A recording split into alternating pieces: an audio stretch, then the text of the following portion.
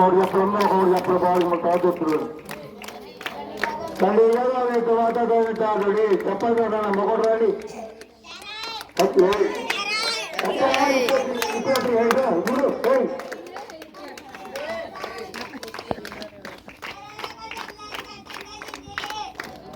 మన లోకంలో సంపాదించేది अच्छा है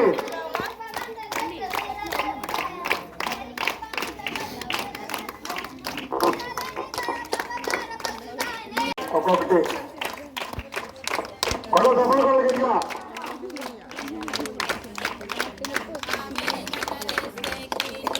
మా మెయిన్ సరే अच्छा है సంపాదించేది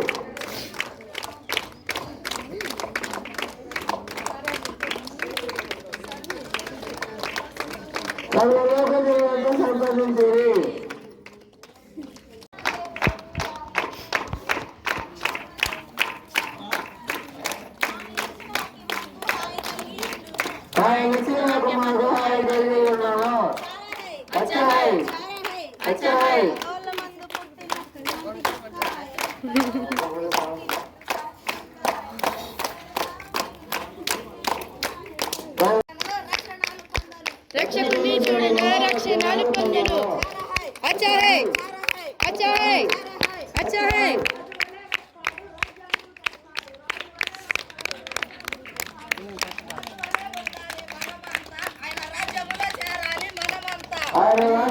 చేరాలి మనమంతా अच्छा है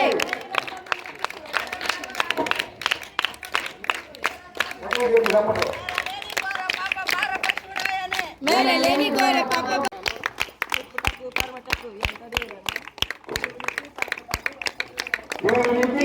पुलंते दूरमो अच्छा है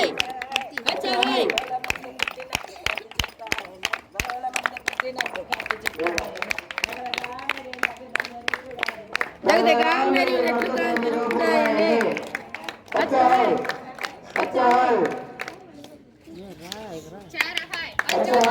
वेरी गुड अच्छा है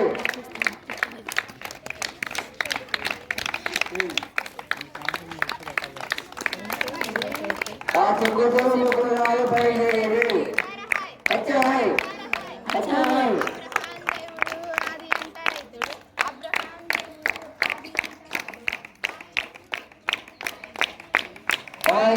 कुमार को आए जल्दी बोलो अच्छा है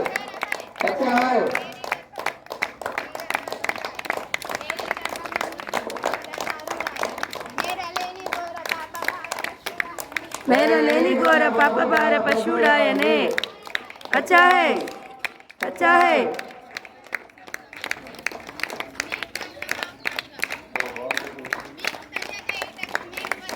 మీకు తెలియచేయుటకు మేము వస్తమి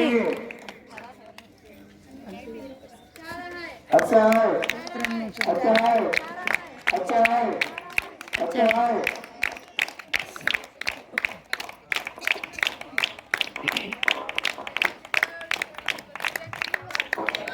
చూడిచిన దివ్య క్రిస్మస్ जगदगा मेरी पुरायने अच्छा है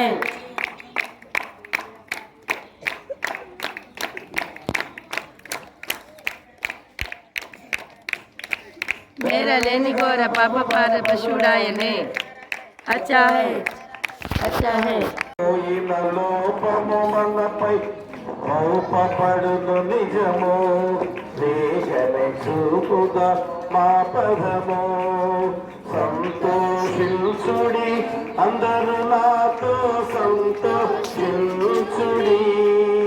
ఒక విషయగు కీర్తన పాడవచ్చితిని సంతోషించుడి నాతో సంతోషించుడి ప్రియ దేవుని సంఘమాతులు బిడ్డలారా ఈ 2025వ సంవత్సరము మరి క్రిస్మస్ క్యారల్స్ గా మనందరం కూడా ప్రతి ఉదయ కాలంలో ఎంతో ధన్యకరంగా దేవుని నామాన్ని గడపరుచుకుంటున్న సమయంలో ఈరోజు 24 రోజుల్లోకి ప్రవేశింపచేసిన దేవాది దేవుడికి వందనాలు చెల్లించుకొని వచ్చిన మీ అందరికి కూడా నిండు వందనాలు తెలియజేసుకుంటూ ఉన్నాం.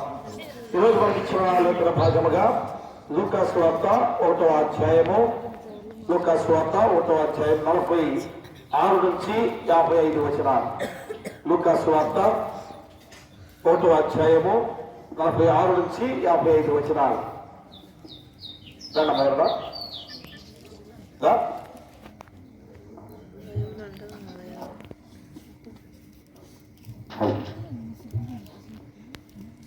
అప్పుడు మరియా ఇట్లనెను, నా ప్రాణము ప్రభువును కనపరుచున్నది. ఆయన తన దాసురాలి దీనస్థితిని కటాక్షించును. నా ఆత్మ నా రక్షకుడైన దేవుని యందు ఆనందించును. సర్వశక్తిమంతుడు నాకు గొప్ప కార్యము చేసిన వెనుక ఇది మొదలుకొని అన్ని తరముల వారు నన్ను ధన్యురాలని అందురు. ఆయన నామం పరిశుద్ధము. ఆయనకు భయపడు వారి మీద ఆయన కనికరము తరతరములుండును. ఆయన తన బాహువుతో పరాక్రమం చూపును. వారి హృదయముల ఆలోచన విషయమై గర్విష్ఠులను చెదరగొట్టును. సింహాసనముల నుండి బలవంతులను పడద్రోసి దీనులను ఎక్కించును. ఆకలి కొనిన వారిని మంచి పదార్థములతో సంతృప్తిపరిచి ధనవంతులను ఒట్టి చేతులతో పంపివేసెను. అబ్రహామునకు అతని సంతానమునకును యుగాంతము వరకు తన కనికరము చూపి జ్ఞాపకము చేసుకుందని మన పితరులతో సెలవిచ్చినట్టు ఆయన తన సేవకుడైన ఇశ్రాయేలుకు సహాయం చేసింది. అంతటా మరియా ఇంత పర్యంతము స్వార్థ పట్టేవారు. ప్రియ దేవుని సంగమా దుర్మిట్లారా, చదువుకున్న లేఖన భాగంలో ఈరోజు మరియా గీతము అనేది మరలా మనం గుర్తు చేసుకుంటున్నాం. ఎందుకంటే అంతకుముందు చాలాసార్లు వచ్చినాయి అనుకోవచ్చేమో, కానీ ఆ సందర్భాలు వేరుగా ఉంటాయి. ఎందుకంటే మరియ గీతంలో పలికిన గొప్ప సందర్భాలు మరి ఎవరు మరియ తల్లికి చెప్పారు ఆ మాటలు? ఎవరు యేసుక్రీస్తు వారి గురించి ఆ రక్షకుడుగా జన్మించేవాడు ఎలాగా కాపాడేవాడిగా ఉన్నాడో, మన మీద దయ చూపించేవాడిగా ఉన్నారో, మరి అవన్నీ కూడా మరియ తల్లికి ఎవరు చెప్పారు? ఆమె గర్భాన పుట్టే ఆ శిశువు అంతటి గొప్పవాడని ఎవరు తెలియజేశారు అనే దాన్ని ఈరోజు మనం గుర్తు చేసుకునే సందర్భం. మరి ఎందుకనగా మరియ తల్లి ఆ పరిశుద్ధాత్మ వరం చేత పలికిన ఆ గొప్ప విధానం అక్కడ ఎందుకంటే వెంటనే చూడండి, అక్కడ పైన ఆ పలికిన సందర్భాలలో ఆ ఎలిజబెత్ చెప్తుంది కదా, ప్రభు ఆమెకు తెలియచేసిన మాటలు సిద్ధించింది కనుక నమ్మిన ఆమె ధన్యదారుడు అని ఆ చివరి వచనం చదువుకున్న 45వ వచనంలో చెప్పిన వెంటనే మరియా ఇతర నా ప్రాణం ప్రభువును కనపరుస్తున్నది. ఆయన తన దాసురాలి దేవస్థితిని కటాక్షించను. మరి ప్రతి విషయంలో కూడా యేసుక్రీస్తు వారు ఎలాగా మనం రక్షించేవాడో, వ్యక్తిగతంగా కానీ సమాజపరంగా కానీ ప్రతి వారిని కూడా రక్షించే యేసుక్రీస్తు వారిగా ఈ లోకంలో అవతరించబోతున్నాడని తన గర్భం ద్వారా జన్మించే ఆ శిశువును చెప్పే గొప్ప మాటలు. అంటే పరిశుద్ధాత్మ వరం చేత ఆ పలికే గొప్ప సంఘటనలు మనం ఈరోజు మనం గుర్తు చేసుకోవాలి. ఆల్రెడీ ఎలిజబెత్ కూడా మరి ఎలాంటి గీతం ద్వారా పలికింది? నిన్న మనకి ఆదివారం వచ్చిందేమో ఆ జకరియా గీతం కదా, మరి జకరియా కూడా ఎలాంటి గీతాన్ని పలికాడు? ఇవన్నీ కూడా పరిశుద్ధాత్మ వరం చేత దేవుని దర్శనం ద్వారా పలికిన గొప్ప మాటలు. కాబట్టి ఇక్కడ మీరందరూ కూడా ఎవరో దర్శనం కలిగించిన గొప్ప విధానంగా దేవదూతులు దర్శనాన్ని కలిగించిన సందర్భం. దేవాది దేవుడే ఆ దేవదూత ద్వారా మరియ తల్లికి కనపడి మరి అవన్నీ కూడా ఇదిగో ఆ పరిశుద్ధాత్మ వరం చేత ఒక లోక రక్షకుడిని గర్భం ద్వారా కాబోతున్నామని, ఎలిజబెత్ గర్భాన పుట్టబోయే ఆ బాప్తిస్మ యోహాను ఆ యేసుక్రీస్తు వారు ముందుగా నడిచి ఇదిగో లోకరక్షకుడు ఇదో లోకంలో జన్మించబోతున్నాడని ఆ దూతం ద్వారా చెప్పబడిన గొప్ప సందేశం కానీ, మా జకరియా విషయంలో కూడా ఆ దేవాలయంలో యాజక ధర్మాన్ని చేస్తున్నప్పుడు దేవదూత వచ్చి దర్శించిన సందర్భంలో ఆ పలికిన గొప్ప మాటలే ఇవన్నీ కూడా. అంటే దేవుని దర్శనంలో మన యొక్క సత్యాన్ని, దేవుని సత్యము ఆ ఏ విధంగా మన ద్వారా పలికించే సందర్భాలు కూడా మనం గుర్తు చేసుకుంటే ఈరోజు అవి మరియా గీతంలో పాడుకున్న గొప్ప మాటలు ఇతరగా చూడండి. అక్కడ చాలా చక్కటి మాటలు. నా ప్రాణము ప్రభువును కనపరుస్తున్నది అంటే మరియ తల్లి గర్భాన పుట్టబోయేవాడు ఎంత గొప్పవాడు, నా ప్రభువు అని పిలుస్తున్న సందర్భాన్ని ఇక్కడ మనం గుర్తు చేసుకోవాలి. నా గర్భం పుట్టేవాడు ఎవరుంటారు? కుమారుడు ఉంటాడు కదా. ప్రతి స్త్రీని గర్భంలో పుట్టే కుమారులుగా పిలుపడుతుంటారు. కానీ ఇక్కడ మరియ తల్లి గర్భాన పుట్టబోయేవాడిని ఏమంటుంది? నా ప్రభువు అని పిలుస్తుంది. చూడండి ఎంత గొప్ప రక్షకుడుగా ఆమె గర్భాన్ని జన్మించబోతే పోయే శిశువుగా బాలయేసుని ఈరోజు కొనియాడుతున్న సందర్భం. కాబట్టి నా ప్రాణము ప్రభువును కనపరుచున్నది, ఆ యొక్క దాసురాలు దీనస్థితి కటాక్షించను. ఎందుకని మాట ఉపయోగించింది? దాసురాలు దీనస్థితి, ఆ దీనస్థితి అనే మాట ఎందుకు ఉపయోగించింది? మరియా 400 సంవత్సరాల నిశ్శబ్ద కాలము తర్వాత వారు కన్నీటితో వేదనతో ప్రార్థన చేసిన సందర్భాలలో మరి కన్యక మర్యాద కన్యక గర్భాన యేసుక్రీస్తు వారు జన్మించబోతున్నాడు, మెస్సియా జన్మించబోతున్నాడు. మరి ఆ విషయాలు చదువుకున్న బిడ్డలు కనుక కన్యకగా ఉన్న బిడ్డలందరూ కూడా, గర్భస్థురాలుగా ఉన్న బిడ్డలందరూ కూడా మరి దేవుని నా గర్భాన పుట్టాలి, ఆ దేవుడు నా గర్భాన పుట్టాలని ఎంతగా ప్రార్థన చేసుకుని వారు ముందు సాగిన ప్రయాణాలు ఈరోజు మనం చూస్తున్నాం. మా యవనస్తులుగా ఉన్న వారందరూ కూడా తర్వాత 48 వచ్చిన చూడండి, అక్కడ నా ఆత్మ నా రక్షకుడైన దేవుని యందు ఆనందించాను, సర్వశక్తివంతుడు నా గొప్ప కార్యములు చేసిన గనక ఇది మొదలుకొని అన్ని తరముల వారు నన్ను ధన్యురాలని అందరూ. చూసారా, యేసుక్రీస్తు వారు నా గర్భాన పుట్టడం వల్ల నన్ను ధన్యురాలు అని పిలుస్తారు. దేవుడు కనుక మన జీవితంలో మరి పుట్టిన వాడిగా ఉన్నట్లయితే మనం ధన్యురాలుగా పిలువబడే గొప్ప సందర్భాన్ని రోజు మన తల్లి గుర్తు చేస్తుంది. కాబట్టి ఈరోజు మన యొక్క హృదయంలో దేవుడిని ఉంచుకున్నట్లయితే మన ధన్యులుగా పిలువబడుతున్న సందర్భాన్ని గుర్తు చేస్తూ ఈ వచనాలు పలుకుతున్న సందర్భం. అలాగే 50వ వచనంలో చూడండి, అక్కడ ఆయనకు భయపడి వారి మీద ఆయన కరికరము తరతరములు ఉండను, ఆయన తన బాహువుతో తన పరాక్రమం చూపెను, వారి హృదయ ఆలోచన విషయమై గర్విష్ఠులను చెరగొట్టెను, సింహాసనం నుండి బలవంతులను పడద్రోసి దీనులు లెక్కించెను, ఆకలిగొని వారిని మంచి పదార్థంతో సంతృప్తిపరిచి ధనవంతులను ఉచ్చి చేతితో పట్టివేశాను. అబ్రహామునకును అతని సంతానమునకును యుగాంతం వరకు తన కనికరము చూపి జ్ఞాపకం చేసుకుందని మన పితరులతో శ్రమించిన అట్టు ఆయన తన సేవకులైన ఇశ్రాయేలుకు సహాయము చేశాను. ఇశ్రాయేలు సహాయం అంటే అతనికి అలా దేవుని జనాంగముగా ఉన్న ఆ స్వాస్థ్యముగా ఉన్న జనాంగానికి నేను సహాయం చేసే వాడిని అనే మాట మా మరియా తల్లిగా పలికిన గీతంలో యేసుక్రీస్తు వారు చేయబోయే రక్షణ ప్రణాళికని మరియా పలికిన గొప్ప విధానం. కాబట్టి ఈరోజు మనందరం కూడా అలాంటి గీతం పాడుకునే స్థితిలో ఈరోజు ఉన్నాం. ఎందుకంటే ఆ లోకరక్షణగా పుట్టిన మరియా తల్లి గర్భాన పుట్టిన యేసుక్రీస్తు వారు మనల్ని రక్షించాడు, మనల్ని కాపాడటానికి ఆయన శిలువ బలియాగంగా అర్పించుకున్నాడు. కాబట్టి ఈరోజు క్రిస్మస్ వేడుకలో ఆయన పుట్టాడు అనే సంతోషంతో మనం పలుకుతున్నాం. కానీ మా పుట్టుక తర్వాత ఏం జరిగింది? ఆయన మనందరి కోసం బలియాగంగా అర్పించుకున్న విషయాన్ని మనం గుర్తు చేసుకోవాలి. కూడా ఎందుకని మన పాప జీవితాలతో మనం ఏ విధంగా నశించిపోయే వారికి ఉన్నాం కనుక మనం మళ్ళా తిరిగి రక్షించడానికి ఆయన చేసిన గొప్ప త్యాగం. కాబట్టి మరియ తల్లికి అవన్నీ కూడా తెలిసిన సందర్భాలే కదా. అయ్యో నా గర్భాన పుట్టే కుమారుడు ఎంత భయంకరంగా శిలువ బలియాగంగా అర్పించుకోబోతున్నాడే, మరి ఎంత బాధ, తల్లికి ఎంత బాధ. అయినా కానీ ఇది దేవుడి ప్రణాళిక అని తెలుసుకొని దేవుడు దీని కొరకే నా గర్భాన యేసుక్రీస్తు వారు జన్మించబోతున్నాడని ఆ పలికిన సందర్భాన్ని రోజు మనం గుర్తు చేసుకోవాలి. అది ఎలాగా నెరవేర్చ ముందుగా ప్రవచించిన ప్రవచన ఎక్కడనగా యెషయా గ్రంథం చూడండి. యెషయా గ్రంథంలో 49వ అధ్యాయంలో 4 నుంచి 7 వచనాలు ఈరోజు మరియా గీతాన్ని ఎలాగా పాడుకున్నదో ముందుగానే ప్రవచించిన లేఖన భాగం ఎక్కడంటే యెషయా గ్రంథం 49వ అధ్యాయము 4 నుంచి 7 వచనాలుగా ఉన్నాయి. చూడండి, అక్కడ ఆయనను వ్యర్థముగా నేను కష్టపడితిని, ఫలమేమీ లేకుండా నా బలమును వృధాగా వ్యయపరిచి ఉన్నానని పుట్టింది. నాకు న్యాయకర్త యెహోవాయే, నా బహుమానము నా దేవుని యొద్దనే ఉన్నది. యెహోవా దృష్టికి నేను ధనుడనైతిని, నా దేవుడు నాకు బలమాయెను.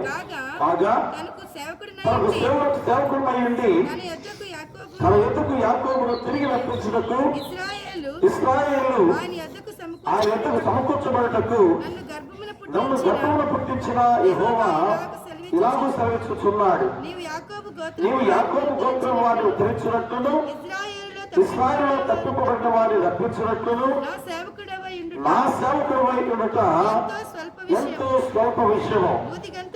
భూదిగంతముల వరకు నేను కొలిచే రక్షణకు సాధనం ఒకటై అన్య జనులకు వెలుగై ఉండునట్లు నిన్ను నియమించి ఉన్న ఇశ్రాయేలు విమోచకులను పరిశుద్ధ దేవుడునగు యెహోవా మనుషుల చేత నిరాకరింపబడిన వాడును జనులకు అసహ్యుడును నిర్దయాత్మల సేవకుడునగు వారితో ఇలాగ సమీక్షిస్తున్నాడు.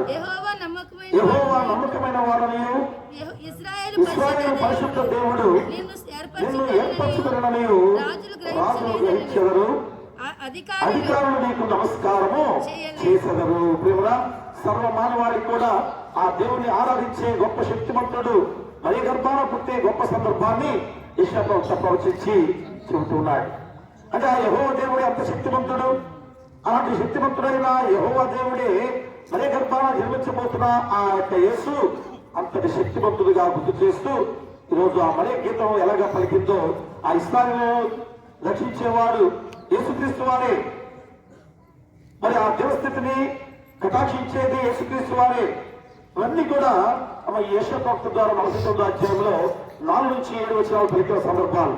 అలా ఆయన ఎలాంటి వాడుగా, జనులకు అసహ్యుడిగా, మనుషుల చేత నిరాకరింపబడిన వాడుగా, నిర్దయాత్మల సేవకుడుగా జన్మించబోతున్నాడు. అది కూడా ముందుగానే శ్రమించారు. ఎందుకంటే మనందరం కూడా ఆయన్ని తిరస్కరించాం.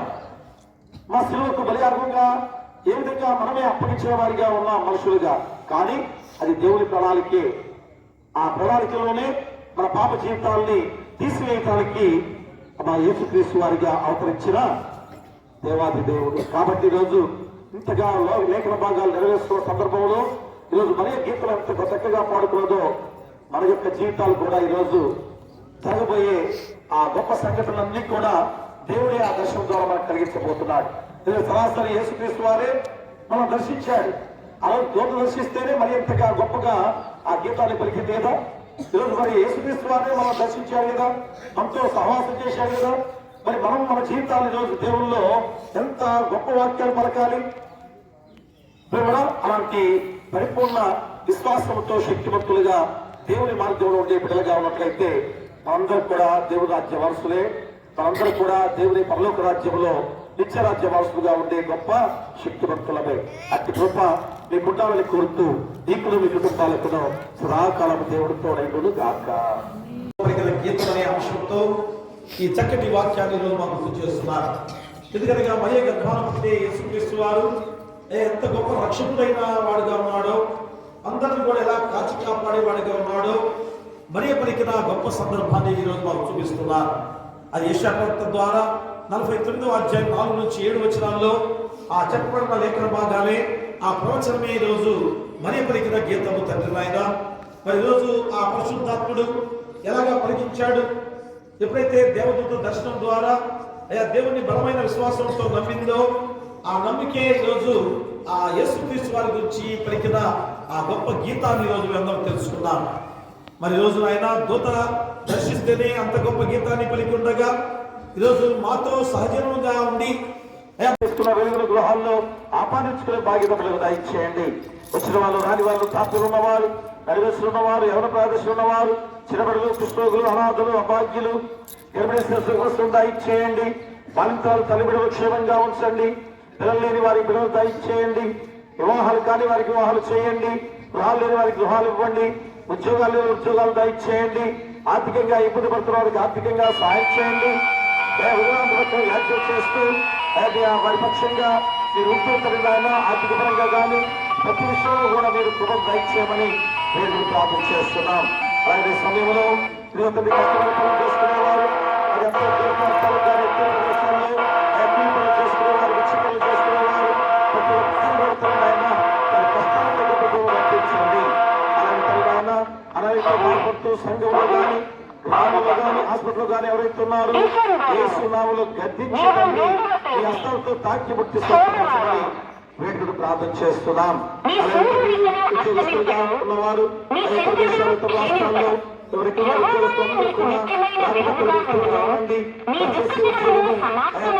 నామములో జీవంగా చేస్తే తిరిగి మళ్ళా ప్రతిఫలం నాయన మీ ద్వారా పొందుకోబోతున్నారు. అట్టి రూపం వారికి దయచేయండి. అలాగే తండ్రి నాయన వ్యవసాయదారులు చక్కగా పంటలు పండి లాభదాయకంగా నడిపించుకునే బాధ్యతగా మీ పరిశుద్ధాత్మ శక్తిని ఆ పనులపై కుమ్మరించండి. అలాగే వ్యాపారస్తులు, పెద్ద వ్యాపారస్తులైన చిన్న వ్యాపారస్తులైనా కానీ ఆయా వ్యాపారంలో లాభదాయకంగా నడిపించే బాధ్యత దయచేయండి. అలాగే పాడి పశువులను, పక్షాదులను, ఆయా పశువుల కాపలను, గొర్రెల కాపలను దీవించి బలపరచండి. మరికొన్న తల్లి నాయన మరి గొప్ప సమయంలో చదువుకునే బిడ్డలు, చిన్న బిడ్డలు వాహనాల మీద వెళ్తున్నారు. ఆయా కాలేజీకి వెళ్తున్న యవనస్తులు, అలాగే హాస్టల్లో ఉన్న బిడ్డలందరూ బట్టి ప్రార్థన చేస్తున్నాం. మంచి జ్ఞానంతో, ఎదుగుదలతో ముందు నడిపించండి. మంచి విజయాలతో ఉద్యోగాలు సాధించే విధంగా నడిపించండి. మరి హాస్టల్లో ఉన్న వారిని హాస్టల్ చుట్టూ కూడా ఈ దేవదూతల గచ్చిగా ఉంచమని వేడుకలు ప్రార్థన చేస్తున్నాం.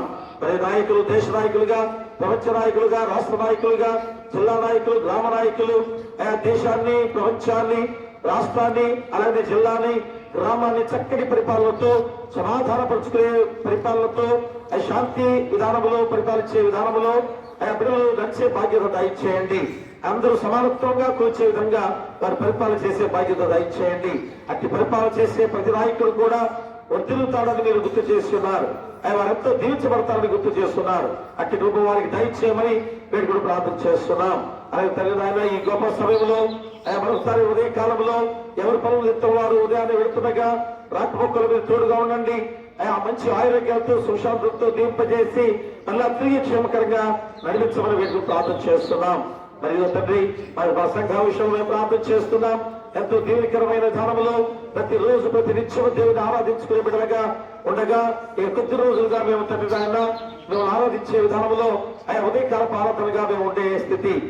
కానీ ప్రతిరోజు నిత్యం కూడా ఆ ధ్యానంలో ఉండాలి. మరి అదే ధ్యానాన్ని కొనసాగించాలని మీరు గుర్తు చేస్తున్నారు. ఎందుకంటే క్రైస్తవ క్యాలెండర్ ప్రకారం అడ్వెంట్ కాలం మొదటి రోజులుగా ఉన్నాయి కనుక ఈ మొదటి నెల రోజులు కూడా మిమ్మల్ని ఆరాధించుకుని సంవత్సరం అంతా కూడా ముందుకు సాగబోతున్నాం.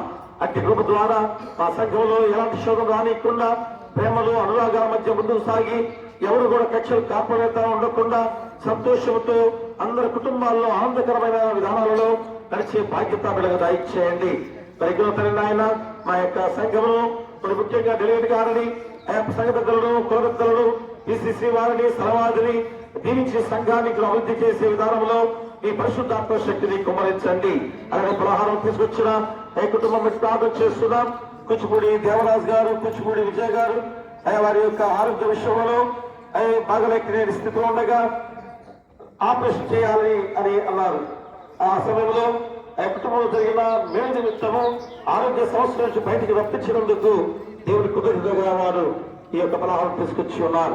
వారిని వారి కుటుంబాలకు కూడా బలపరచండి. సంపూర్ణ ఆరోగ్యాన్ని, పరిపూర్ణ ఆరోగ్యాన్ని దయచేయండి. ఇలాంటి శోధం రానికుండా ఇంకనూ మీ యొక్క నామంలో బలమైన వారిగా ముందుకు సాగే బాధ్యత ఆ కుటుంబాన్ని దయచేయండి. ఆర్థికంగా కూడా సహాయం చేసి ఏ శోధం రానికుండా గృహాల చుట్టూ కూడా మీ దేవదూతలను ఖచ్చితంగా ఉంచమండి.